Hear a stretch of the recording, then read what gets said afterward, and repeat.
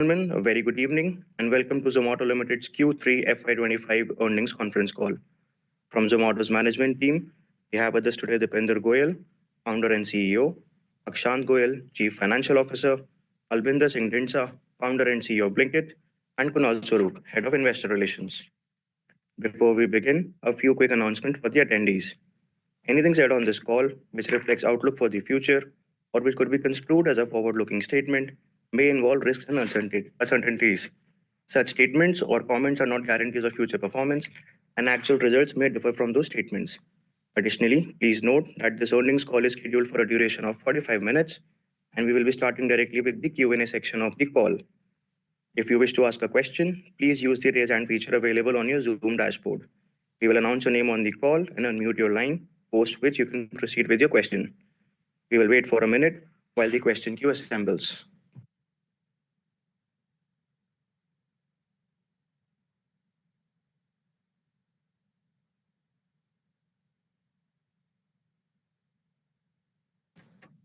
First question is from the line of Aditya Soman from CLSA. Please go ahead. Hi, good evening. So two questions. Firstly, can you elaborate a little more on the take rate in quick commerce coming off? So while you've explained why we've seen profitability worsen because you've brought forward sort of the acceleration in stores and warehouses, can you talk about the quick take rate? And then the second question, a related question, why do you feel so confident about profitability improving in quick commerce? I understand the sort of store maturity. Can you give us a sense of what proportion of stores will be mature, let's say in fiscal 26? Thank you. I'll take the take rate question. Aditya, the take rate difference that you see every quarter on quarter is usually just a mix of the product mix itself. So O&D is typically a quarter where we also see more sales of electronics products, more sales of general merchandise and some of the other categories, which percentage take rate wise are lower, but overall revenue profile is healthier. So that's usually the delta that you see. There is no significant trend for the take rate in the quarter that we've observed for the core or for the non-core categories. Understand. Thanks. Very clear. And Aditya, on your second question, see, I think like what we've given in the letter is sort of broken up our business into the top quartile cohorts of store and the bottom, just to showcase the fact that investments into newer stores, which are much younger in terms of utilization, lower than others, is leading to the profitability at an aggregate level reducing, right? So I think that trend we have said, as you said, is likely to continue as we continue to accelerate the pace of new store addition. But as you can see from that chart in question 2, that stores which have matured are still generating healthy amount of contribution margin, and that sort of gives us confidence to continue the expansion that we're doing right now. Understand. And has this also been a function of just a faster new city addition? Because I'm assuming that with new cities, you'll need additional logistics, warehouses, and obviously the AOV could be lower to start with, or frequency could be lower to start with. Yes, that's actually right, Aditya. But I think new cities are still a very small fraction of our overall expansion. So it is one of the factors, but not the only one. Understand. And so majority of these new stores then would be just densification in the existing cities. That's right. All right. Very clear. Thanks. Thank you. Next question is from the line of Ankur Rudra from JP Morgan. Please go ahead. Thank you. The first question is on the reason for the accelerated additions and the bringing the growth forward. Is this because you see a bigger opportunity in the market versus before, versus matching competition in the space? And secondly, just sticking with the cities side, our data suggests you've gone very long in terms of probably perhaps over 80 cities. Can you talk about what is the opportunity you see beyond the top 10 or 20 cities, which we understood in the past was a core value proposition, and how the unit economics, the average bill values, and the time to break even changes here? Yeah, hi, Ankur, Akshant this side. So see, I think I don't think we took a sort of a very conscious call on accelerating the store expansion. It's more an outcome of the work that we've been doing for the past many months. And it just happens to be that we were able to add a lot many new stores than what we envisaged maybe a year ago when we gave the guidance of getting to 1,000 stores by March 25, right? And so on. So I think over the last 1 year, we've built organization bandwidth to be able to expand faster, and increasing confidence in the business is therefore allowing us to continue at that pace. So I don't think the pace of expansion going up has anything to do with any decision that we have taken in this quarter, right? It's just like naturally uh, where we are today is a natural outcome of what the work that we've been doing in the past. And on your second question on the smaller cities, as I mentioned, I think 80% of our business or maybe more is still in the top 8 cities. However, we are seeing fairly healthy traction in the smaller cities wherever we have entered and opened the store and launched the service. From an economic standpoint, also the smaller cities on a sort of payback basis or ROI or ROC basis look attractive to us, and therefore we continue to open more stores in these cities. And I think as we look forward next 1 year, a larger portion of our new stores are now going to be in these smaller cities compared to what we saw in the last year. And I think once we build some fair bit of density in these smaller cities is when we would publicly share more data about how these cities are any different, if at all, from the larger cities. Thank you. Just a follow-up question on the the fallen take rate as well. Overall, the unit economics also seem to have suffered a bit on quick commerce. Could you talk a bit about was it entirely just the upfronted cost of the network and warehousing, or was there anything on the marketing costs or subsidies perhaps given out to match with the competitive activity in the space? So our marketing cost went up, as we've also mentioned in the letter. But then marketing, when we say marketing, we mean the digital marketing cost, which is below contribution, but above EBITDA. Discounts are nearly zero in our business. We're a marketplace business, so there's sort of hardly any discounts that are funded by us on our platform. The other part of take rate that exists is the delivery charges that we charge consumers. We have seen a slight decline there because of the market and the competition being where they are on the delivery fee. So more or less, the decline is not significant, but yes, that has also partly contributed to the decline in take rate that you see. Thank you. Just last question on food, if I can. Can you share a bit of the color on the food growth momentum you're seeing? Was it a lot worse in December? And was there any impact of a lot of competitive activity on short duration food delivery? One of your peers launched that. There's also a lot of cloud kitchens being launched by you and by competition on the 10-minute side. Any impact of that on the food consumption and what you've seen? Ankur, I don't think any of this has so far had a material impact on our sort of Zomato restaurant aggregation food business. I think all these things, any form of 10-minute delivery in India today is, I think, at a very early stage and will not move the needle at all, even if you aggregate and put it together. Like, for example, at Bistro, we are live in only a handful of locations.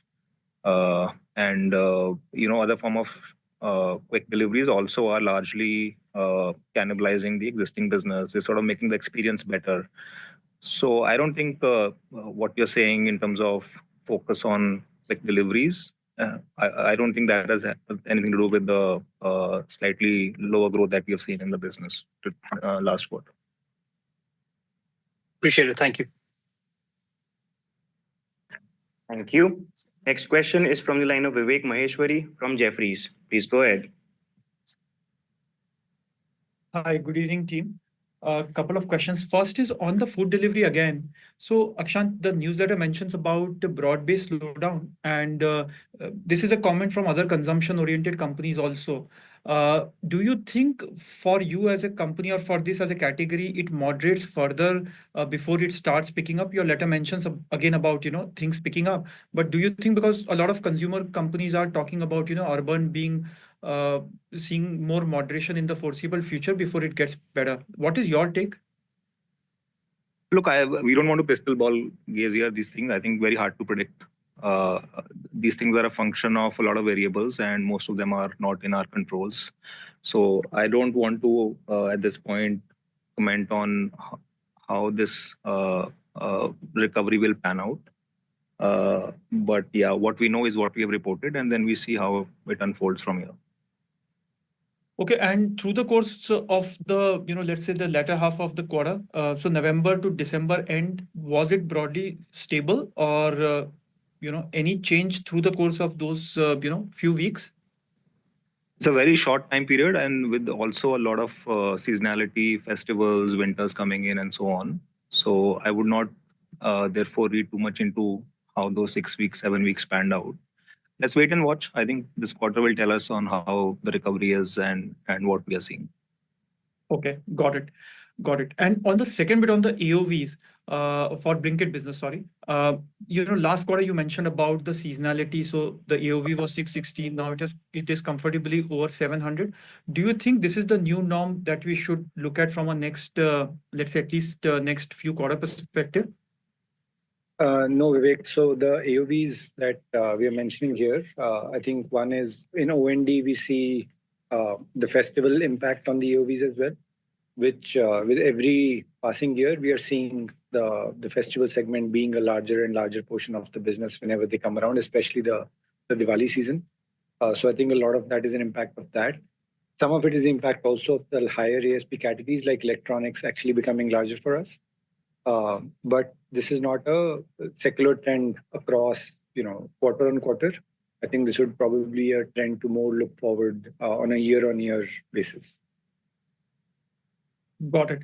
And last question, Albinder, on the Blinkit business again, the retention rates, what you have mentioned, the newsletter is very, very good. But, in the context of competition and, we have seen, let's say, horizontals also getting into quick commerce. Do you think, so you are comfortably above 1 crore customer or 10 million now? To get the next 10 and the next 10, do you need to incentivize much more? Because, let's say if I'm as a user, let's say I like Blinkit and that's why I'm so used to the platform, I come there all the time. But the incremental customers, one, because of the affordable, or let's say is going to be less affluent, so to speak. And the other bit is can be, would be chased by so many, platforms, including the newcomers. How do you think it unfolds over the next couple of years? The incremental users I'm thinking about. So to borrow Akshant's phrase, I don't want to crystal ball gaze over here. See, I think the fundamental truth in our business is that we have to present ourselves to the customers for them to consider us and use us as a platform. And once they do that, then it is the consistency of the service, the quality of the service, which retains the customer, right? And that has many dimensions apart from just pricing. So we are confident that when we talk about those dimensions and our retention rates, because of everything that we do on that end, we should see similar trends going forward as well. We will see the increased competition impact the cost of presenting ourselves to the customer, which is primarily today our digital marketing cost, right? And because there would be more competition over there, we expect that number will go up. But that doesn't impact how we look at our business or what we prioritize, right? Which is essentially the things which drive the retention for us. Got it. Thank you and wish you all the best, team. Thank you. Next question is from the line of Swapnil Potduke from JM Financial. Please go ahead. Hi, thanks for the opportunity. My first question is on Blinkit. So earlier, we used to provide a data point wherein we used to say that to reach 1,000 stores per day per store, it used to take around 2 months. I would just like to know if what would be the time taken by the newer stores which have been open in recent months to reach that 1,000 number, because that is the number where we typically end up being contribution positive. And a related question to that is, does the densification of store network in some of the cities have a direct impact on your throughput of existing stores as well because of cannibalization? Yeah, hi, Swapnil. So on your first question, I think broadly, no material change in terms of the break-even point compared to what we had shared earlier. If there is, we will sort of tell all the investors and update them. But I think we still ballpark operating in the same zone of sort of store break even in around 2 to 3 months. That's what we are seeing right now. I mean, this answer is also linked to your next question. I think some of this is also linked to what that new store is. Is it a new area, a new city, or a sort of additional store in existing neighborhood? But as a whole, overall aggregate new store addition group, I don't think that timeline has changed at this point, right? And yes, you're right. If you open a store which is an existing area, it does lead to not cannibalizing the existing sales of an existing store, but it does lead to a slowdown in the ramp up of the existing store, right? And hence to that impact, it sort of reduces the utilization of the network, if you know what I mean, and hence it sort of drags the margin down a little bit in the short term. But it builds more capacity for future expansion and assortment expansion. Okay. By any chance, would you have any SSG kind of a number that you can share for some of the more mature stores and how they are tracking?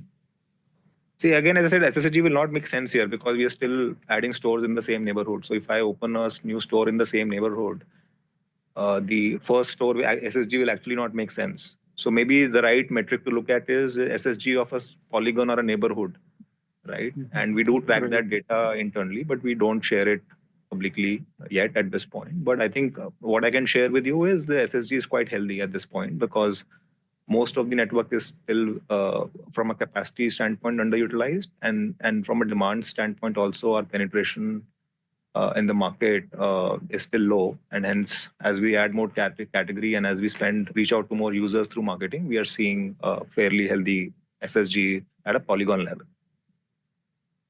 Got it. And the second question is with respect to your category addition. You mentioned some categories like electronics, high value electronics, maybe laptops I saw somewhere. Does that, so my question here is like, how do you account for the high MRPs in a, AOV? Do you consider the MRP as AOE when it comes to this kind of electronics? Or do you take the commission income, which was, I think, in the case of mobile phones, you used to take the commission income in the AOVs? And does that have a correlation to your AOE increase for this particular quarter? So Swapnil, it's a good question. So outside of FNV category, where we account for the selling price as the AOV, outside of that, all other categories, the MRP is counted in the definition of AOV, and that's what that definition is there in our letter and it is disclosed. However, as we are seeing the share of products where there is the delta between MRP and what the brand and seller is selling at is increasing in our business, I think we are considering disclosing more data from next quarter onwards, which can help shareholders and investors understand the actual customer paid AOV as well as the gross GOV that we are currently reporting. Got it. And then in your letter, you mentioned some, that your growth investments will continue in Blinkit. Now, the question here that I would like to ask is like, should we see your absolute losses increasing henceforth, or do you, or should we expect the in percentage? I mean, the percentage number to, come down a bit. I mean, any trajectory wise will be helpful there. So at this point, again, we don't want to give more guidance than what we've already given, Swapnil, and I hope you'll appreciate that, given market is dynamic, competitive. So we'll see, I think, but directionally, yes, as we mentioned in the letter, we do expect the investments in Blinkit to go up, and as a result, the losses on an absolute basis go up in the next 1 or 2 quarters. Got it. And just one last question on food delivery as well. So now this is a bit of a hearsay. So we have been hearing that some of the restaurants have been, renegotiating their take rates with you guys, the commission rates. And I think your take rates have not meaningfully increased in this quarter, despite the fact that there was a significant increase in the platform fees. That benefit has not come down your reported take rate. Is that the reason? Are you renegotiating those commissions? Not at all, yeah. I mean, commission renegotiation is a part of our business. It happens every day, every quarter, right? So I think nothing special that we are aware of in this quarter. Got it. Got it. Okay. Thanks a lot, guys. All the best for your future quarters. Thank you. Thank you. Next question is from the line of Yogesh Agarwal from HSBC. Please go ahead. Hi guys, so a couple of questions. Firstly, on the top 50 stores, obviously they are mature stores and the throughput is very high, but the contribution margin is 6.4%. So is that the peak one can expect, or even for these stores, CM will go up, and what will lead to further expansion if at all there will be? Yeah, Yogesh, hi. Hi. So I don't think this is the peak. I think, see, in this business right now, even for the more mature stores, there is a fair bit of cost that we are paying for us operating in a competitive market, right? So that impacts the delivery fee that we charge from consumers. That impacts the last mile cost that applies to even these stores, right? So I think all of that in long term will change. Also, as the business scales, our gross margins or sourcing margin should improve. Our ad income should improve, right? The contribution margin, the way we define it, also includes a lot of fixed costs, which are sort of fixed in nature, including back-end warehousing cost, employee cost, and so on. So I think there's a fair bit of room for the contribution margins to go up from where you see the top 5% stores are today to where they could be, let's say, 2-3 years down the line. Okay, good. The second question was, Akshant, on densification. So as you said, bulk of the new stores are more like network stores in the similar cities. So have you seen that resulting in lower delivery cost? Because I'm hoping that the delivery radius would have come down across larger cities. So has that impact on delivery cost come down or not yet? Or is that something we should expect? Hi, Yogesh. Yes, Hi. so as densification happens, we do see delivery costs come down. With aggregate level, that delta, the rundown is a lot slower because we are also expanding. Like you mentioned, more than 30% of the network is new. So when we open a new store, typically the polygons tend to be slightly bigger, especially if we are opening them in non-serviceable areas in the same city or in nearby cities. So it's a combination of that. But to your core question, as we densify, the last mile cost does come down for us. Got it. And just related to that, at the store level, at least anecdotally, we have seen the rental, the bigger salaries have gone up quite a bit. So is that something which will moderate or normalize, or is that something you expected in the business model and therefore doesn't bother you? I think that has always been the cost of doing business. Yeah. I think so. It was fairly built into how we think about the business, and we also think that is it's a in some areas it is a unusual run up, which will also normalize in the near term. Great, very well. Thank you so much. Thanks, Suresh. Thank you. Next question is from the line of Gaurav Malhotra from Axis. Please go ahead. Yeah, hi. Thanks everyone. I just had one question. So, you mentioned about heightened marketing spends in the third quarter. Would you say that this was sort of evenly, or really the heightened activity happened, say in December or mid-November onwards, or this would be more uniform through the quarter? Gaurav, it was not uniform. It was definitely more backloaded for us because the first half of the quarter was primarily the festival season, where we were already fairly close to our capacities. So we didn't really need to spend as much on marketing. And also, if you look at the trend of the last 2 quarters, as we keep on adding more stores, the need to spend on marketing sort of goes up. So what we were spending sort of November onwards was we opened 150 stores in the previous quarter. So those stores are also ramping up. And we were also adding stores at a steady clip in October as well. So that is what led to the marketing increase in the latter half. Just next question on dark store. You mentioned that obviously you have advanced your guidance of 2,000 by end December. But in terms of the impact on losses, you have indicated the next 1 or 2 quarters. So should we then assume that the next 1,000, most of it will come in the next 2 quarters and will not be as back ended? Gaurav, it will be a little bit more dynamic because right now we've added, I would say, almost 300 stores over the last 4 or 5 months, right? And some of these stores towards the second half of the year will also start maturing and moving into a different category while we'll still be adding more stores, right? So it basically depends on sort of how this plays out because it's not a consistent trend throughout the year. There are a lot of seasonal factors which affect like store openings, our ability to hire people for the stores, and also like how our backend network scales up. So what we are hoping for is that as the percentage of stores which are not mature goes down towards the end of the year, we will start seeing better profitability. All right, thank you. Thank you. Next question is from the line of Gaurav Rateria from Morgan Stanley. Please go ahead. Hi, congrats on the milestone of 1,000 stores ahead of your schedule. My first question is on the key drivers for food delivery margins. You did talk about platform fee, but did the delivery cost also come down in that business? And what drives our confidence of margins going to 5% in the next few quarters? What would be the key drivers?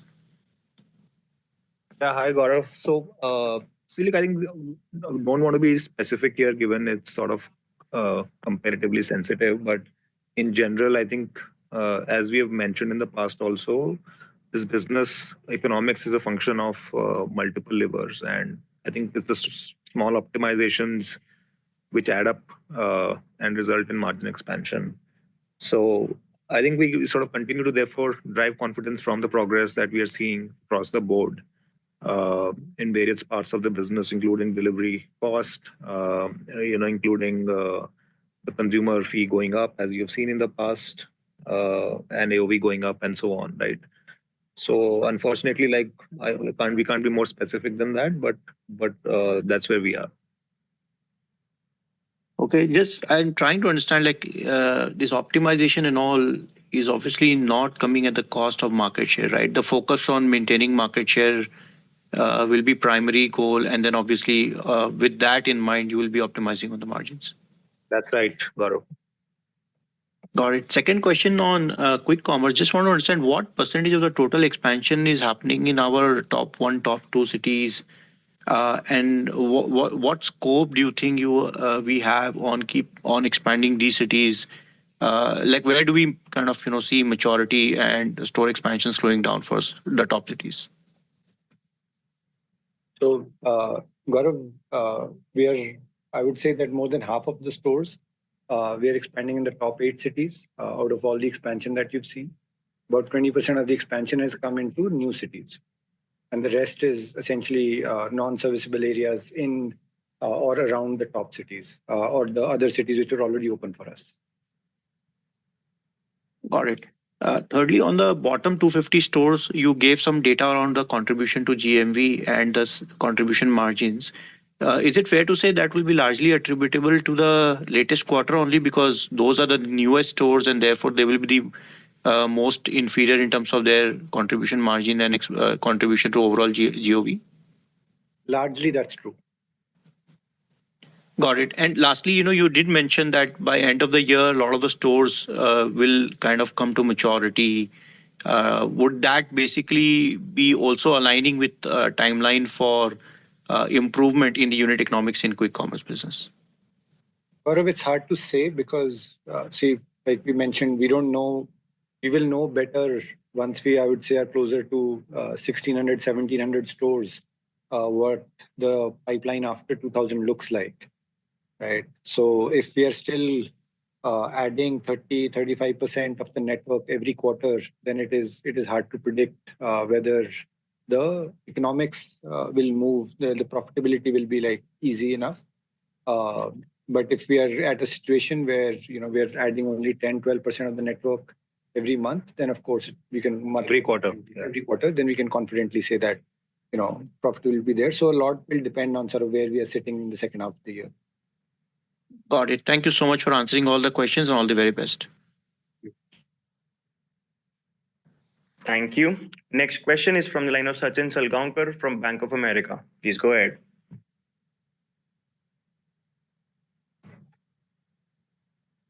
Hi, thank you for the opportunity. I have a few questions. First question, clearly we saw some slowdown on food. On quick commerce, for mature stores and mature users, are you guys seeing slowdown? And if not, should we expect some kind of a slowdown in sync with the macroeconomy? Nothing so far, Sachin. Got it. From a competitive perspective, how should one think about it? Is it across the board amongst all operators or just select one or two platforms? And the reason I'm asking, I'm trying to gauge how long this could continue. Sachin, your guess is as good as ours. I don't think we have a really big point of view on. We see all of the competition as just competition. But I think our attempt is to do our job better and do what is right for our business. So I don't think that we are focused on. We even can differentiate between one or the other. Got it. And as of now, one gets a sense you guys are maintaining your market share on the quick commerce side. So the question out here is, if the competition sustains for a long time, is there a thought process at some point, let's say, to, for example, introduce some kind of a loyalty program or in a way add a bit of a platform discounts and so on and so forth? Any general thoughts out there? I don't think, Sachin, that even if we were planning to do something like that, we would disclose it on a conference call. But I think right now I think our focus has been and always will remain on that. And then we do what we do well for our customers. Despite the increasing level of competition over the last, I would say, 6 quarters as well, we have maintained or increased our market share. So I think that is a strategy which is working for us, and I think that is what we will stick to. Got it. One question on food. We saw the approach, let's say, between you guys and your top competitor being slightly different, where the focus of Bistro is more on the cloud kitchen perspective, and your competitor is largely working with the restaurants to sort of reduce to a select set of menu which could be delivered in 10 minutes. Wondering if that is something which you guys are also open to exploring, or will continue as of now to stick to the Bistro model? So actually, Sachin, we've mentioned in question 10 that we've also launched the same feature that Swiggy has done, which I think you were referring to them. So a curated less than 15 minutes delivery with a curated menu and a dedicated fleet is something that we launched in the December quarter, and it's available in select locations right now, but we want to scale that as we move forward. So I think so we're trying to address the need for quick delivery through various formats, and Bistro by Blinkit is sort of one of them, and we'll continue to make efforts to make the existing model of delivery from restaurants on Zomato also quicker as we go along. Got it. And last question, Akshant. Last quarter, you did mention that there is no need to move to an inventory-led model, and you're happy largely with the marketplace model on quick commerce. I presume nothing changes out here, right? That's right. Got it. Okay. Thank you. Thank you. Next question is from the line of Vijit Jain from Citigroup. Please go ahead. Thank you. Yeah, hi. So my first question is on food delivery. Just taking off from what Sachin asked earlier, overall, your answer in that question seems, you're taking a nod to Zomato Instant, which you had experimented with earlier. It seems a little bit overall cautious on the whole 15-minute food delivery from restaurants offering, relatively speaking.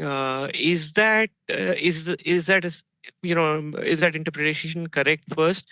And secondly, if so, is that because you think it's harder to achieve metrics, NPS, whatever you have on that front? Is that why you seem a bit more cautious on that thing to me? That's my first question. Which is that's not the case. I think the less than 15 minutes delivery offering on Zomato is something we're very excited about. But I think all these things, whether it is Zomato 15 minutes delivery or Bistro, are very, very nascent right now, right? I think uh, it's not needle moving by a large, significant distance today. So while what we know for sure is that yes, quick deliveries lead to more demand. That is a fact.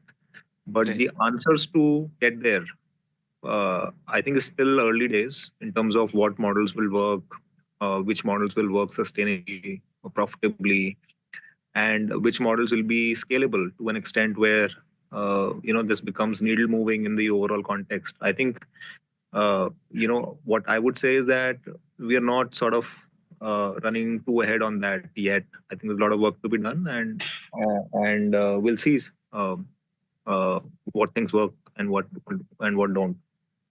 Got it. And Akshant, my second question is on quick commerce. So first, the customer delivery charges, were they broadly lower across both new and old customers, would you say? Did you, in terms of, the take rate, the impact it has there? Because I see one answer to your question, one of the answers on the questionnaire where you mention customer delivery charges for the customers you acquired in October, November, December, and you're highlighting that. So I'm just wondering, outside of those older customers, did they go down across the board for the customers you acquired in the last 2 years? Vijay, this is Kunal here. It's largely indexed to new customers and driven by the increasing velocity of new store additions, where in the initial period we offer sort of lower or no delivery charges, right? Okay. Largely that. Got it. And just the last question on that, the customer retention statistics that you've shared for the December 22 cohort. So mainly, if I understand that right, broadly at 40% for many quarters since December 22. How are the newer cohorts tracking versus that 40% number for the October to December quarter? Yeah, I mean, they're all tracking as per broadly our expectation. In fact, better than our expectation we had a couple of years ago. So, yeah, nothing that I want to highlight there, unless you have a specific question. No. I was just wondering because you chose that specific cohort. Because I think we chose that cohort because we wanted to show the retention of our core customers, and the way we've defined the core customer is a customer which is at least like 2 years old in this case, right? So the newer the customer, the more, I think like it'll be early days, and the retention numbers therefore could be different. But broadly, this customer base that we have shown here in this table contributes to about 1/3 of our GOV, right? So a meaningful chunk of customers who've been with us for more than 2 years now, and their retention is actually increased if you look through the quarter by 1 percentage points, despite perhaps this quarter being the most competitive that we have seen in the last 2-3 years. So, that's, and these customers are also paying a healthy delivery fee of 20 rupees per order. And that's the point we wanted to make, that as Albinder mentioned, that focus that we have on maintaining and continuously improving our service levels, I think is sort of helping us be the platform of choice for our core customers, which is what matters most to us. Got it. Great. Thanks. Thank you, everyone. Those were my questions. Thank you. Ladies and gentlemen, in the interest of time, we will now take the last 1 to 2 questions. The next question is from the line of Rishi Junjunwala from IIFL. Please go ahead. Yeah, thanks for the opportunity. Slightly different asking, the customer related questions. So, in what, if you can give some color on what is your acquisition cost in areas where you're expanding, but say a competitor is already there, and customer retention costs in areas where you're already there and a peer is coming in and being very aggressive. And the reason, one of the reason I asked that also is because while there is a cost associated with expansion for you in the newer stores going from 1,000 to 2,000, just trying to understand if there is a pressure on profitability on your top 50, 100 and 150 store cohorts also, given that you possibly are doing customer retention initiatives. Yeah, Rishi. Yeah. We are not doing any specific customer retention initiative, by which I assume that you mean whether we are offering discounts to the customers to retain them. We don't do any of that. I think we invest in our service to be able to maintain customers. So to be specific, that is not something that we are doing, I think, and we've been largely able to both maintain or grow our market share in our top markets because we continue to innovate on behalf of the customer. So that is just to address a specific point. I think your question around marketing, if we are going into a market after somebody's already entered the market, we do have to spend more on marketing to get the trials, but that is not usually a very significantly higher number. But what we see in the market is that whenever we enter a market, our retention rates on the customers that we actually acquire in those cities are higher than competition, which allows us to gain market share, which we've also demonstrated in a lot of the markets in South and East that we've entered after competition. So is it, just to conclude on that, is it fair to assume that sequentially in your top 300 dark stores, your profitability has actually not gone down quarter on That's quarter? right.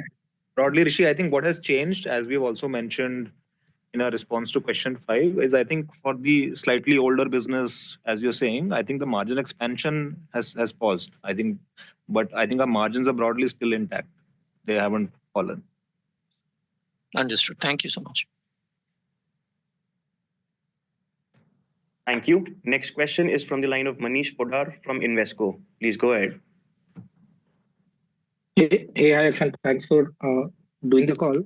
So, just trying to, think about this losses. So, just trying to understand, let's say in two areas. Now, one is in terms of competition, and second in terms of setup, setup of infra. Would you say, let's say this quarter, or whatever you're witnessing now in January, the larger variable for loss increase here forth also will be setting up of infra across let's say from 1,000 store to 2,000 stores. Is that how one should think about it? And what I'm trying to broadly understand is, let's say by all the interventions which you plan to do, is there a theoretical loss cap which you have, let's say, to have a particular revenue market share intact? I'm just trying to gauge that. Yeah, so I think we're not thinking that way, Manish. I don't think we are operating from a mindset of a cap on losses, because I think as long as our mental model or framework here is that if the underlying core business is strong, and if we have the bandwidth or capacity or capability to expand at a faster pace than we are doing today, then I think we'll do that. And then losses is going to be an outcome of that, right? So we're not operating from a fixed budget on expansion at this point, given that the market is very large and we clearly see a first mover advantage in this business in getting to consumers first. So we'll scale as fast as we can. And would you say that the larger part of the, let's say, the loss or investments this quarter would be because of stores not getting matured? Or would it be competition, if I had to put 70-30, 50-50, any sense of that? Well, it's almost 100% going to be expansion. And expansion is not just the stores that we'll open in this quarter, but even the stores that we opened in December quarter or September quarter, some of those stores, in terms of, like, if you look at the overall store network and then look at the capacity utilization, that metric is falling every quarter actually for us, because we are adding way more new stores than what we did in the previous quarter. So I think 100% of our, or most of our losses, if they increase from here, is going to be account of that, unless something meaningfully changes on competition that we don't know today. Okay, just one last one. So in terms of, I'm sure you all gather a lot of data in terms of order market share for both food delivery and quick commerce. Let's say for quick commerce, how would that number, any sense, stack up in, let's say, your core market, let's say Delhi versus, I'm just trying to understand market share for you guys in both the segments. and for quick commerce, largely in Delhi. How is that stacking up in your view? With this loss run rate, are you able to maintain market share, or are you still losing market share? I'm just trying to gauge that. Thanks. Yeah, so first of all, Manish, we don't track order market share. We don't think that's a relevant market share because that can be manipulated, especially if you're doing free deliveries. Then you see order splitting, and therefore it doesn't present the right picture. But we do track the GOV market share, and so far we don't think our GOV market share has changed meaningfully despite the competition, and that's an important metric for us. I think we want to continue to be the market leader as we build the infrastructure further from here on, and as long as it makes sense, we would want to continue to be in that position. Okay, thank you, and all the best. Thank you. Thank you. Ladies and gentlemen, we will now conclude this conference call. Thank you for joining us, and you may now disconnect your lines.